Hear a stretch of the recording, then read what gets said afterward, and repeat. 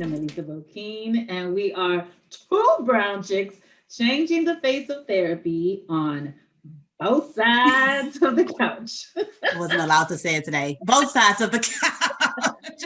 Thank y'all for joining us.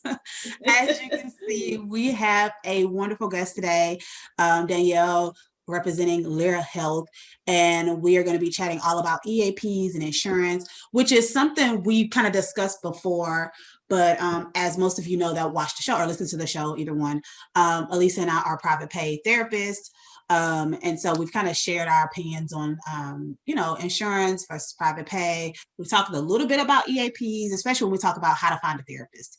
A lot of times people ask us like, well, where do you start and how do you find a therapist? And we're very big on if you have a job, if you have benefits, start there if you've never done therapy before. So we're going to have a little bit of a conversation with someone who actually knows a lot more than we do about the benefits and how they work. So thanks for joining us, Danielle. We appreciate it.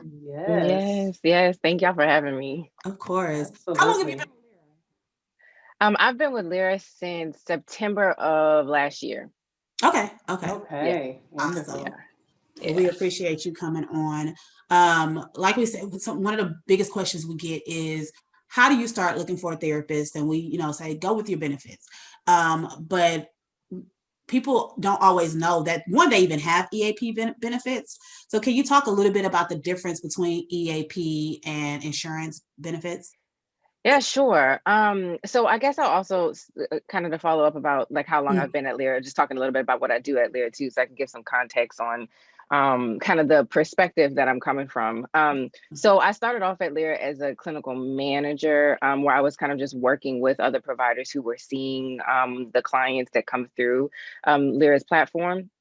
And then now I'm kind of shifting more into really focusing on the diversity, equity, and inclusion initiatives as it relates to the clinical aspects of the company. So this is a conversation that I think about from in terms of access to care, which I care deeply about.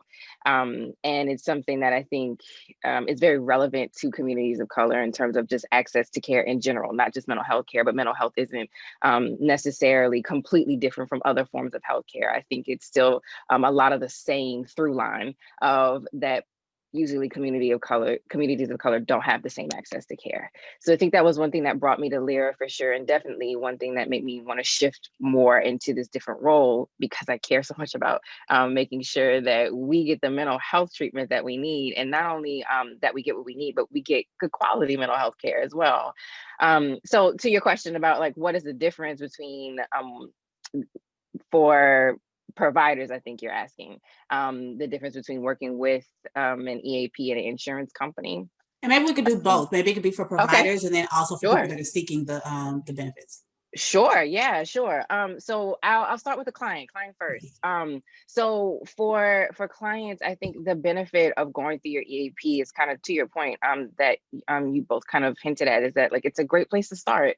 I think the drawback to insurance is like, yes, while you may have maybe more freedom and like who you can choose, that also comes with labor in terms of going through the process and all the different systems and policies and processes that are set up in order for you to just get access to care. So I think that through my own experience and through the experience that I've heard from clients is that going through insurance companies can just be cumbersome for that reason. And so I think the EAP takes away a lot of that.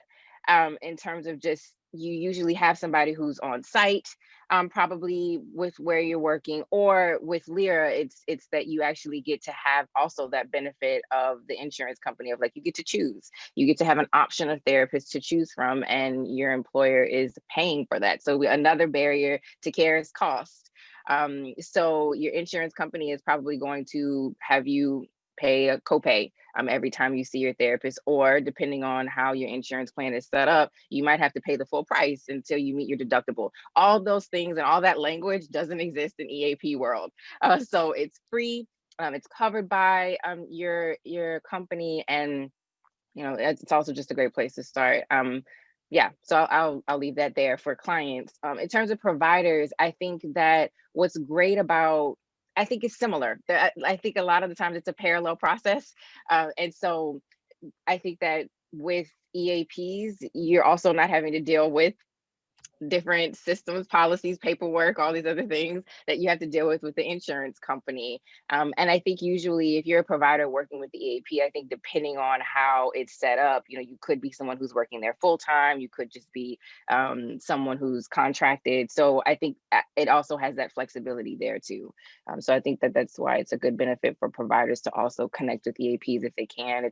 Usually it's a good steady stream of referrals, the kind of referrals that you might want and are looking for. So I think you just get to have more autonomy in terms of like, here's the kind of referrals I want. Do I want to do it part-time? Do I want to do it full-time? So yeah, and I'm all about provider autonomy and like you doing what's best for you, particularly providers of color. Mm-hmm.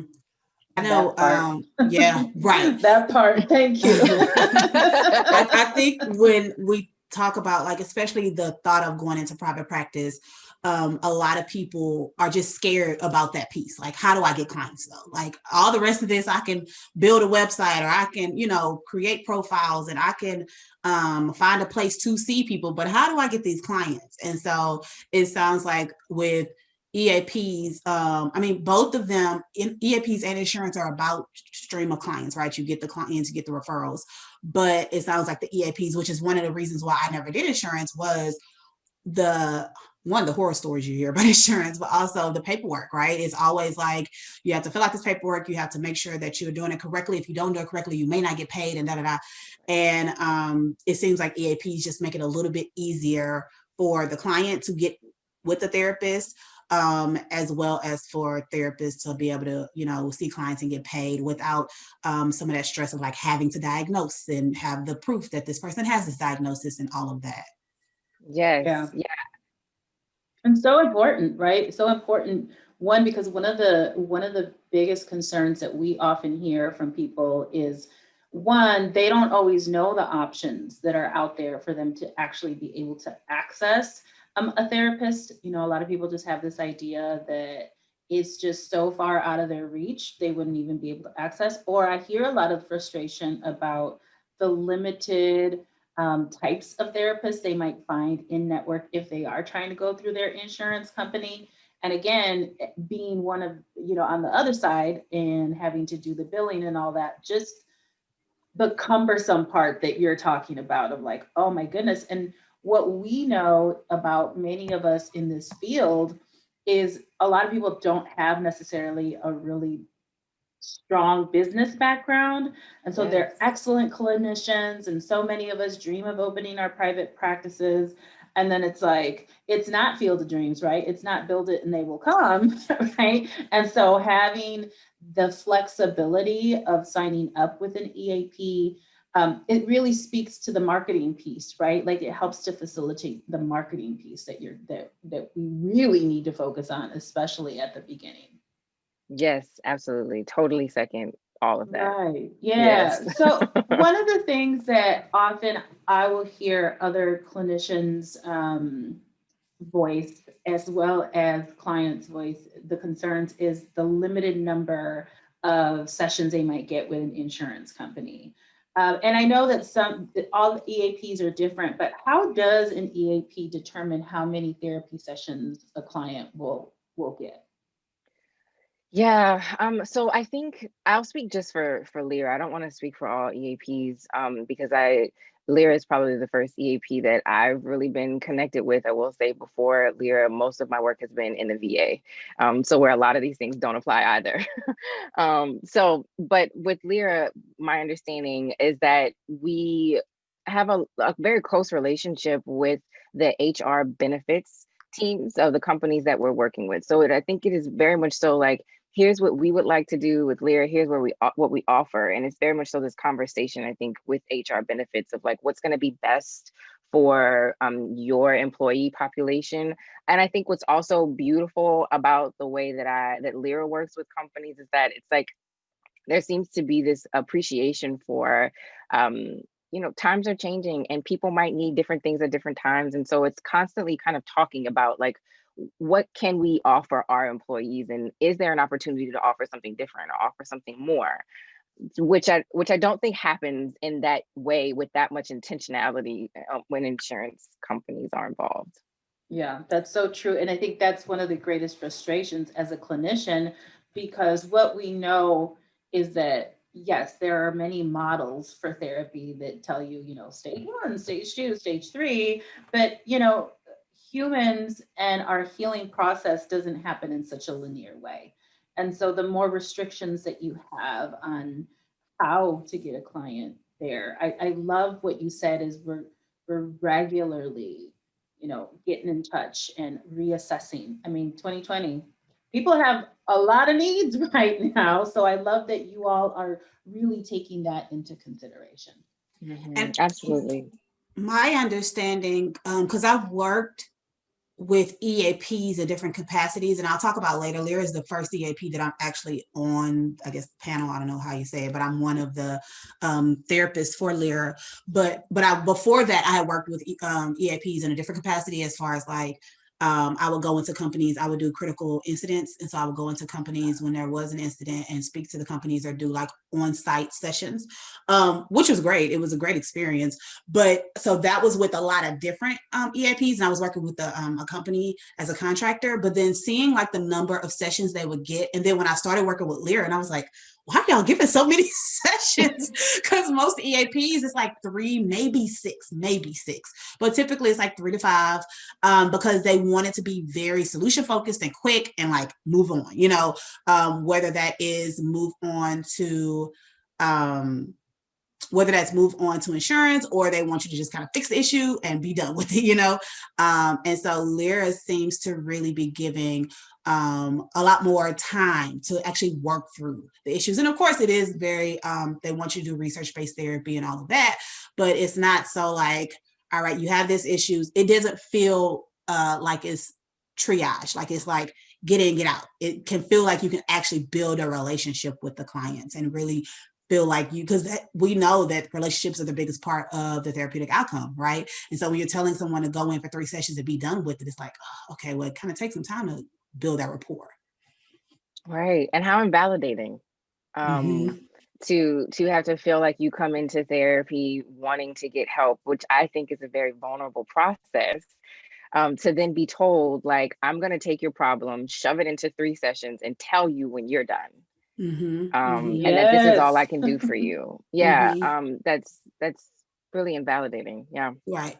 And it truly does help with as a clinician as well. So you don't feel like you're just like, okay, I got to give you everything as quick as possible and get you out of here. It makes you feel more confident because we know what we're doing, but it can be difficult when it's like smushed down into these few sessions. What do you think is the greatest misconceptions about EAPs?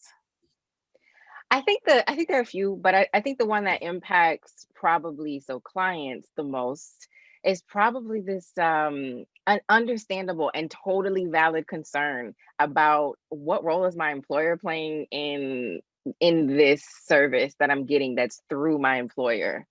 I think that makes total sense, especially considering the amount of oppression and discrimination that can happen within workplaces and how that pans out and turns out for people. I think the mistrust is valid. And so I definitely empower clients whenever I'm working with them through Lyra to like ask me any questions that you have about this. Please, I want to answer those questions. I want to give you accurate information about what this is going to be like and informed consent. So definitely for clients or those who are out there thinking about getting involved in the EAP, and that's been a barrier of like, I don't know, I've had not great experiences at my workplace. I don't know about doing something with them that they're offering. I think just know that like it's a separate entity from your, like, yes, it's a service that your employer is offering, but it's a separate entity. And so your personal information in terms of like your outcome data or anything like that, or what you share in therapy, that in and of itself would never be shared with your employer. What is shared is aggregate information. So we're talking about maybe thousands of data points. We might say that in general, out of the 3,000 employees of your company that have reached out to Lyra, most of them are dealing with depression. That might be the kinds of things that are shared with your employer, but very individual data that can be tied back to you, the individual, just doesn't happen that way. So that's one big misconception, I think, on the client end that I spend time and dedicate time to talking about at the beginning of therapy with clients. I think for providers, I think the biggest misconception, but I don't even know if it's a misconception to the point that we're talking about here, is that they won't be able to do good, valuable work because of the limited amount of sessions. And so I actually think that, I don't know if that's a misconception. I think that that's probably like true for some EAPs, that is absolutely a fact. Like they do offer a limited amount of sessions. And so I think that that's actually what sets Lyra apart, is that it really is this balance of like, we want to offer definitely more while also holding that we know that we don't necessarily want clients to stay in therapy forever. Like that, I think that's just like an ethical principle on our part too, of just like, that's not the goal. The point is that they come in with things that they want to work on and that we see them get better over time, with the understanding that that happens in more than 3 sessions. So really trying to strike that balance. So I think that's what sets Lyra apart in that way. No, I yeah. actually appreciate the idea of sharing the aggregate information with the employer, right? Like if like this is what your employees are going through right now. Like these are some of the different themes that continue to come up, and how then as an employer that information is so valuable. So how, you know, especially if they are contracting with Lyra, who clearly so much of the way that you approach the work is really client centered, right? Like what is it that they really need? And so I'm going to make the assumption that these employers really caring about their employees. What a wonderful way for them to be able to create different programs within, you know, their own company to really help to address some of these concerns, and really thinking about, again, sometimes there is this disconnect between the employers and their employees, and to really understand what they're going through so that you can get the best out of them. I also think, you know, we talked about misconceptions, and again, this is from my own personal experience. When thinking about insurance, yes, but even EAPs, for providers, the pay is, I guess, again, not a misconception because it's kind of real, but Exactly. but that's why sometimes people are like, I'm going to stay away from that because the pay is just not great. And I will tell you that Lyra is not that way. But we could get to that later. So we could definitely get to that later. Yeah. So we're talking a lot about the differences between Lyra and other EAPs. Working with them as long as you've been working, and the work that you do, and the values that you have personally also, what are you most proud of as far as what makes Lyra different than other EAPs? I will say that I think there's a couple of things that I'm most proud of. One is, we've already talked about it, is that it is very much so client first. And I will say above and beyond that, because it's also a tech company, right? So Lyra sits at this intersection of mental health and technology. And I think what has really blown my mind, and I think I went into Lyra with kind of this like, I don't know, I'm coming from the VA, like this is a startup. Will tech actually value what mental health brings to the space? And like, will they have an understanding of kind of what it is that we do on our end? Because it just, in my mind, right, an assumption, a bias that I had was that tech is like this, you take the human out of it, and then like tech is just, you know, it's numbers and it's data and it's science. And I will say that working with those who are on like our product development teams and whatnot, like they really do value this. And like they really do, I think, have an appreciation for, we really want to help people, and we want to help people in this way. We think mental health is important. And so we want to dedicate all of our resources and all of our training in this area to create something that really is going to help a lot of people. So I think it is a mission driven company that all parties are invested in this mission. And I just don't think that I've been in a space quite like that. So I would have to say that that's what I'm most proud of. And I'm proud of the ways in which that then kind of goes into various areas. So including the way that Lyra has showed up to this moment of just reckoning with racism and oppression in this country. So I think that that really is the core of Lyra, and that is kind of what drives them and kind of dictates how Lyra as a company shows up in these spaces, whether it's for client care, whether it's for a variety of things. I think that that is the heart of it. And so I'm most proud of that. I love that. I'm getting so hyped listening to this. I'm like, I need my Lyra t-shirt. I need to get out there. You got to represent. I love this. I love it. Yeah, it's so important. I think, and even what you said earlier about just having outcomes to be able to see the work that's being done, right? To be able to see how, because a lot of times I think employers, but even the therapist, because as a therapist, you get to like kind of see the outcomes, and it's not any like big major, but it's just like, I was here, now I'm here. You know, we don't get that as providers. A lot of times we see clients and we think they're doing good, and then they just kind of disappear, and it's like, well, I hope they were good, you know? So it's awesome to be able to see that. But then we talk all the time about like just the importance of mental health in all areas of our lives. And so the fact that y'all are like, okay, we're going to work with you. We're happy that you want to bring us on, but that's also show you what we're doing and how much mental health impacts your employees. And then even understanding how that may impact the outcomes that you want for your business. And so I think that that is such a huge thing to bring into this space that like mental health isn't always a part of or talked about or even acknowledged as like necessary and important. Because Lisa and I have talked before about like working with companies and about productivity and all that stuff and how mental health impacts all of that. So I just think it's amazing that that's a big part of what y'all do, is just having that data makes it real. Like look at what the therapists and the mental health professionals are doing to help your employees. Right. Yep. And I love it because as a marriage and family therapist, we're trained to look at issues from a systemic point of view, and you all are really taking all of this into consideration. And I love that the employers are able to take a different perspective, like Eboni is saying, and really also begin to value mental health, not only as it pertains to our well-being, but also how, again, linking that to production. Mm-hmm, mm-hmm. So as everybody knows, at the beginning, our tagline is we are changing the face of therapy. And for us, that means we are trying to get more people of color, Black and Latinx people in therapy, but also becoming therapists. So we want to, know how is Lyra changing the face of therapy and helping the field become more racially diverse? Yeah, so that's definitely where that is the work that I care most about. And so I think there are a number of things that we're doing.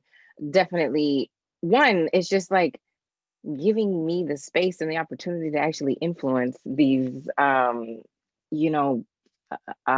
decisions that are made, because as we know, like it matters who's in the room.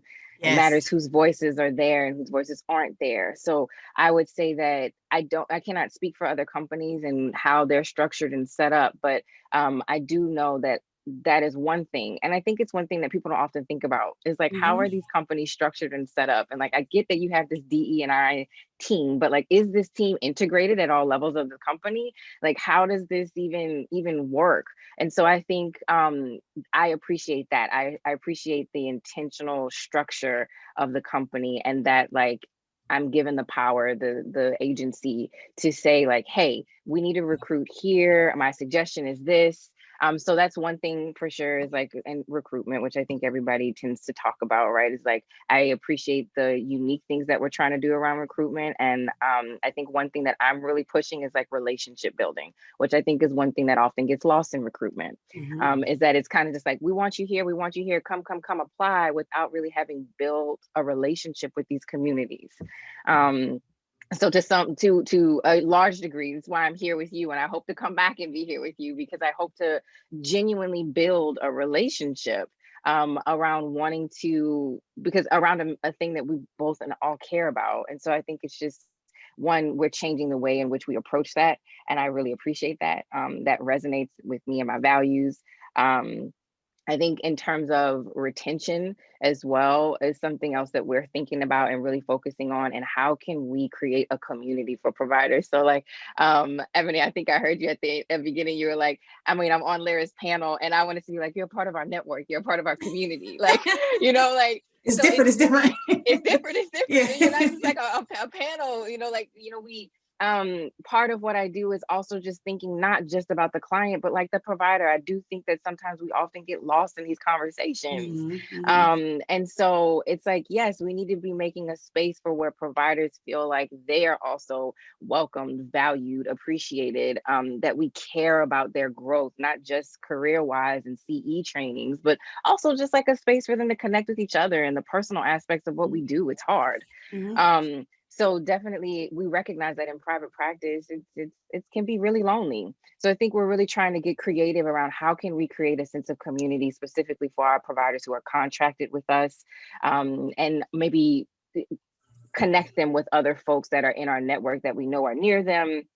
So that's kind of a direction that we're thinking about going.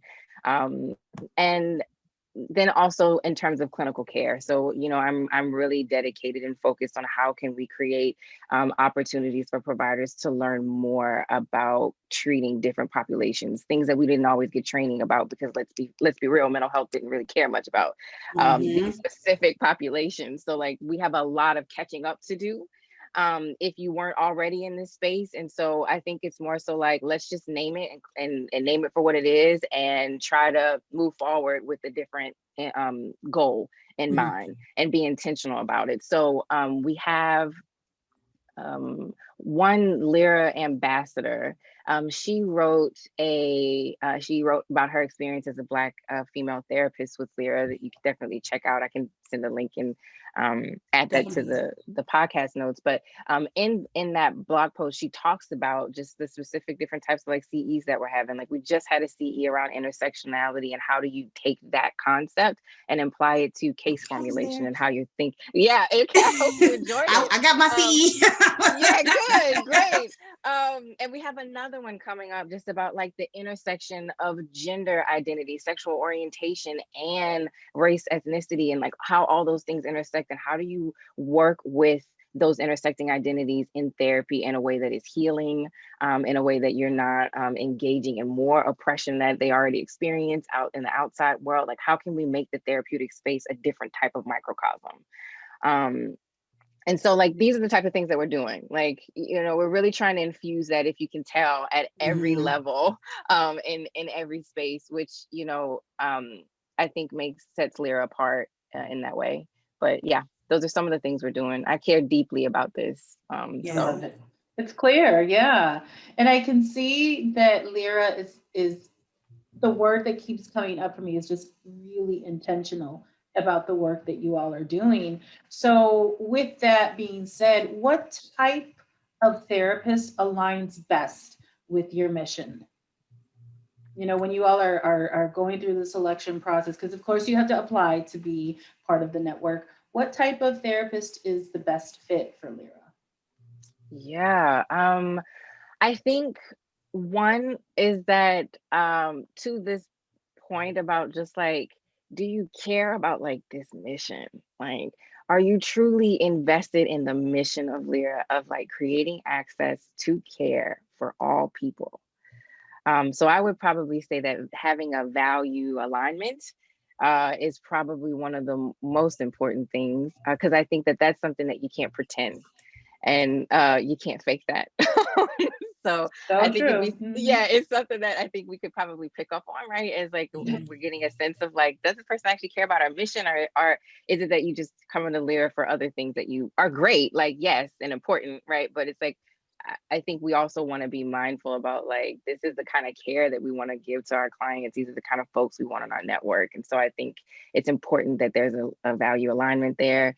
So that's values. And then I think just in terms of the legit and like the mechanics of things is kind of what I think about in terms of therapy. It's like, yes, you know, Lyra absolutely is a company that focuses on evidence-based therapies and also evidence-based practice, which I think is something that is in some ways the same, but also more dynamic and more complex. It takes in different information if we look at evidence-based practice. So evidence-based therapies are just one component of evidence-based practice. So if you are a therapist who, yes, appreciates evidence-based therapies and knows why that is important, but can also be flexible in terms of your own clinical expertise and what the client characteristics are bringing into the room and how you can have those three things come together to make a unique experience for the client. So I think that those are the most important things. And so are you a therapist that really values that and can think that way and sees therapy in that way? And I mean, and then, yeah, I would probably say that like those are probably the two main things, because I think within the evidence-based practice and taking in client characteristic, that also means that like you have an appreciation for cultural humility. You know, you understand that you have an understanding of the ways in which therapy is and can be a microcosm of the larger world. And because you get that, you can be intentional about how you do your interventions and how you don't create the same oppression that someone is dealing with outside of therapy, in therapy. Yeah. I would say that those are probably like the two main things: value alignment, and then, you know, an appreciation in a real way for evidence-based practice. Okay. I love that, because it's so refreshing to hear that yes, keep in mind all of these things, everything that you're taught, the evidence-based practices, and also understanding that we want to make sure that that is what the client also needs, and you using the word of giving them a unique experience. Yeah, I think that is incredibly refreshing, because as therapists, we understand that. So many of us understand that, but we don't always get that reinforcement from somebody that's out of the field. And I love it too, because it's like, okay, are your values aligned with what it is that our values are, or are you just here for these great CEs? What are you trying to But get out that's of this? not all we're trying to do. That's not what we're trying to do. No, no. Love it. Yeah. It's so I did want to share a little bit about like how I ended up at Lyra. As I stated, like within being I've been in private practice for technically like 9 years, 8 or 9 years. Basically since I became licensed, or when I was an intern, I was already doing private practice. And so I've had like a lot of different like experiences as far as like, you know, doing contract work to supplement, you know, when you don't have as busy of a practice. And I actually had applied for EAPs like years and years ago when I was transitioning to Houston from my previous location. And so I was worried about getting clients, things like that. And the experience was just different. I only applied for two. I applied for two. And the experience of applying with Lyra is completely different. So I found out about Lyra because one of my clinicians, she's one of my closest friends, but she's also a therapist, is in the network. And then I had also been seeing like in some of the Facebook groups, people talking about, well, have y'all heard of Lyra? Have y'all heard of Lyra?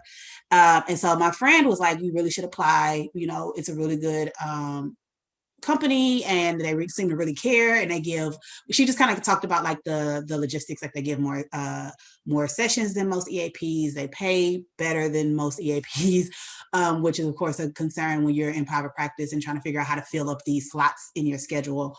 And she was like, it seems it's easy, it's seamless. And one of the things that I liked the most once I went ahead and decided to apply was, one, it's not you apply and you're in the network. Like that's not how that works at all. It typically takes a little bit of time where you're like, I wonder if I made it. And then you get an interview, which they actually call you and you have to do a full interview.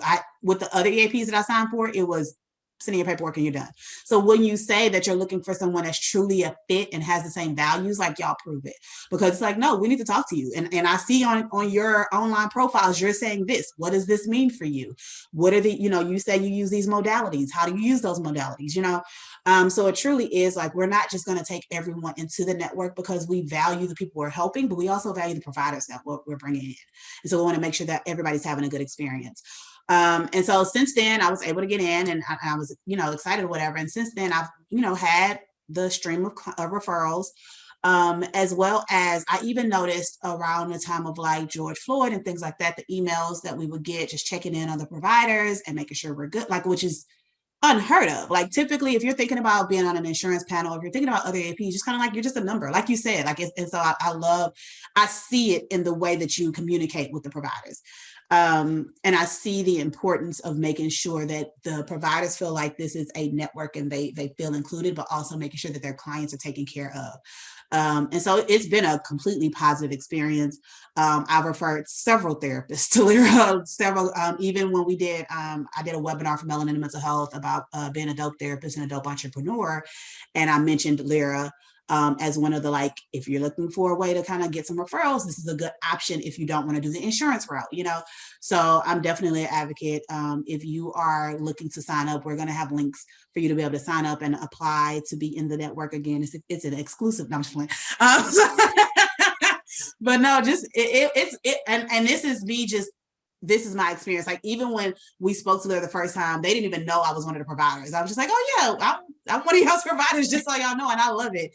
So this is just my own experience with it. And so I would love, you know, I think it's really important for y'all to just check it out, you know, research it, ask other people that are providers for Lyra what their experiences are. I doubt you have a lot of negative. I can't even imagine what the negative stories will be, but I'm sure you'll hear a lot of positive from it. So that's my story. Yes. And thank you for sharing that story. And like, I'm so glad that you had a positive experience. My hope is that, yes, that is the case for most of our providers.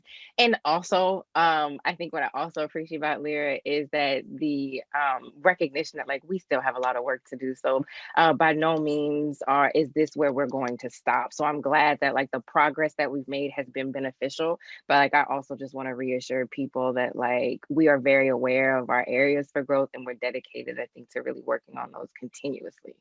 So it's yeah. awesome. So we have two more, but the final question, why do you think therapy is dope? Yeah, I love this question, by the way. I think therapy is dope because one of the first, I remember my first class in grad school, and they were kind of asking us, like, you know, what do you think therapy is, whatever. And so I just always keep coming back to that. I'm like, how, when you think about it, and I can get kind of like far out with this, but like, just stay with me. What I think is so dope about it is, like, how amazing is it that two humans get to come together in a space, and maybe more than just two humans, but humans get to come together in a space and, like, collaboratively create a healing process that is bi-directional. I think that for me, that's why it's so dope. I don't know. I think the only other fields that maybe do that may sometimes be some fields in medicine where, like, there's a lot, maybe like fields that require like a lot of touch, human touch, and a lot of, like, but I think that therapy does it in a way that is so different and so intentional, that really is the goal. Like, the goal isn't literally just, I want to heal your arm because you broke it. Like, that's not necessarily the goal. The goal is, like, much deeper than that. And I don't know, I just think that is that's dope. Yes, I love that answer. That's I think awesome that's the answer. first time I was like, that's one of the best answers we've ever heard. Yes, indeed. No, that was great. That was great. So can you talk a little bit more about, like, how do people learn more about Lyra? How do they, if they want to keep in touch with you, how do they find you? How do they follow all those things? Oh, wow. Yeah. So because you're dope. Like, one of our questions is like, why are you a dope therapist? And I wanted to ask that so bad, but, you know, listen to the episode. We got it. I'll be honest, y'all. I'm, like, so new to this, like social media space. Like, I think there was, like, a period of time where I didn't have social media for, like, a few years.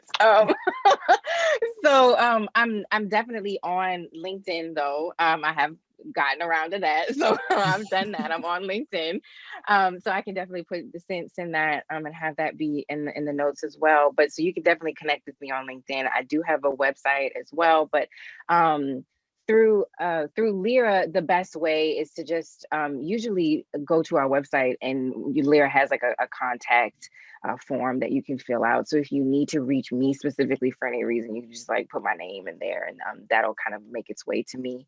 I usually don't put my, like, Lyra email out there, my personal email out there. Yeah. But yeah, those are the ways to kind of, one, get in contact with Lyra. Lyra has their own website that you can do that. Then also, like, if you just want to follow me or check out what I do outside of Lyra, like, I have a website and LinkedIn. So okay. Yeah. We will make sure to have all that linked, as well as all of the Lyra social media. So if you're on the website, just go to show links on the side and it'll all be there. We really appreciate you. This is dope. And this was this is really good. This is really, really good. This was so good because it was about more than EAPs. It really is about what we've been talking about. We want to heal our communities. We want to get them access. to the type of support that they need, the type of therapist that they're looking for. So I am so grateful that we had this conversation. And I would say we're in those therapist Facebook groups, and people are regularly asking about Lyra and talking about the great experiences that they had. So I can't wait for this to come out. And I'll be like, check out this podcast and you'll have everything you need to know. Yes. Definitely. Oh, and I just thought about it too. Another way you can go through the Lyra contact, but also, maybe a more direct way, specifically if you are a provider of color and you really are interested in working with Lyra, you might have some questions. I would email provider.diversity@lyrahealth.com.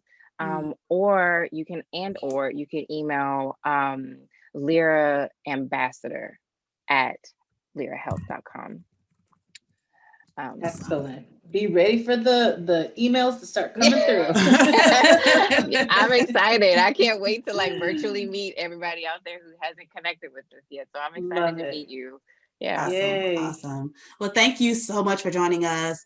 Thank you to everyone for listening. Make sure you follow Melanin and Mental Health across social media at Melanin and Mental Health or Melanin Health on Twitter. Also, head over to melaninandmentalhealth.com to check out our brand new website, which we'll be talking about more about later, but we do have a brand new website. And if you want to find a dope therapist, make sure you search there. Looking for our previous podcast, that's there as well as our dope merchandise. So we will make sure to talk to you next week. Have a good day. Bye. Bye, y'all.